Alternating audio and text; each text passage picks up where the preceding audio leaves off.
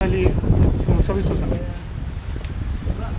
त्या पद्धतीने परळी वैजनाथ तहसीलदार कार्यालयाने कोणतेही कागदपत्र पुरावे न पाहता 1200हून अधिक लोकांना विलंबित जन्म प्रमाणपत्र दिले आहेत.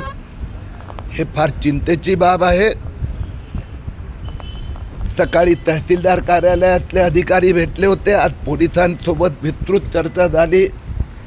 पहिली गोष्ट अशी की नायब तहसीलदारला कुठलाही अधिकार नसताना त्यांनी हे सगळे आदेश काढले आणि आता ते सगळे आदेश जन्म प्रमाणपत्र रद्द करण्यात येत आहे. दुसरी गोष्ट, जे जन्म प्रमाणपत्र दिलेत त्यात खोट्या सह्या आहेत, फोर्जरी आहे, फ्रॉड आहे, चीटिंग आहेत, नोटरीचं काय ठिकाण नाही आहे, ज्या माणसाचा पत्ताच नाही, फोटो नाही, अर्ज नाही, त्यांनाही जन्म प्रमाणपत्र दिलं गेलं आहे. आणि म्हणून मी पोलीस अधिकाऱ्यांना आग्रह केला आहे की त्यांनी गुन्हा दाखल करावा आणि हे फ्रॉड करणारे कोण कोण याचा मागे कोण आहे त्या सगळ्यांची चौकशी करावी. सर, हे प्रकार कधीपासून चालू होता आणि किती जणांवर गुन्हे दाखल करण्याची तुमची मागणी? आता 1200 जे यांना प्रमाणपत्र दिले आहेत ते रद्द होणार.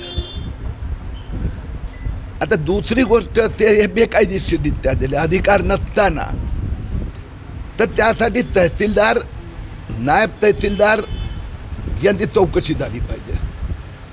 ही गोष्ट असं लक्षात आलं की आज नगरपालिकेचे पण CEO उपस्थित होते. 294 विलंबित जन्माचे नोंदी घेण्याचे आदेश आणि त्यांना जन्म प्रमाणपत्र देण्याचे आदेश हे तहसीलदार, नायब तहसीलदारने दिले होते. आणि त्यात असं लिहिलं होतं की या सगळ्या सुनावणीत तुम्ही उपस्थित होत्या. नगरपालिकेने एक पण सुनावणी अटेंड नाही केली आहे. म्हणून हे चीटिंग, फ्रॉड, फोर्जरी हे भारताच्या घटनेची खेळ आहे.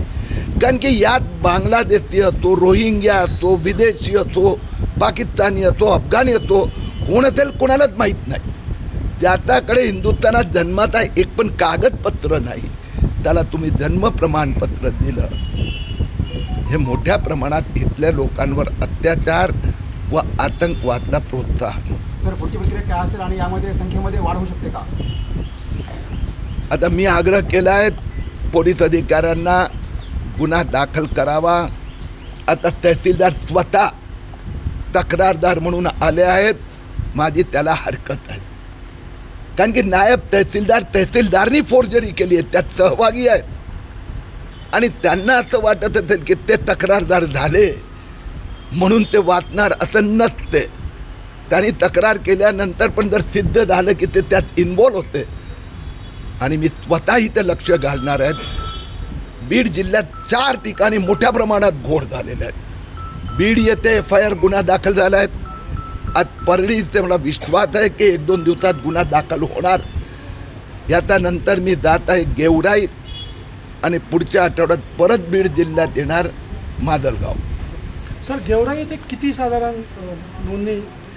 तिथे पण 12 ते 14 नोंदणी झाली आहे. माजलगावला पण तशीच झालेली आहेत.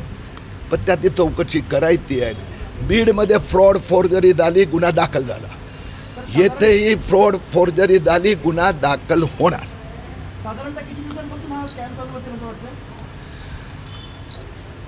एकंदर महाराष्ट्रात 2,23,000 अर्ज तहसीलदारला जे अधिकार दिले गेले ते नोव्हेंबर 2023 मध्ये. त्यानंतर 2,23,000 अर्ज आले. त्यातनं 1,23,000 महाराष्ट्रात प्रमाणपत्र देण्याचे आदेश दिले.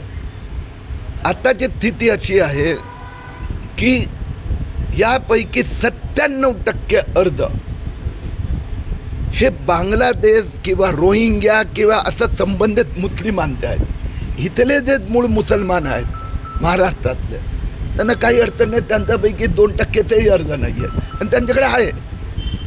हे सगळे 40 वर्ष, 30 वर्ष, 60 वर्ष. आणि म्हणून एक शंका अशी येते की विदेशाहून किंवा अपात्र लोक हे सगळं करत आहेत.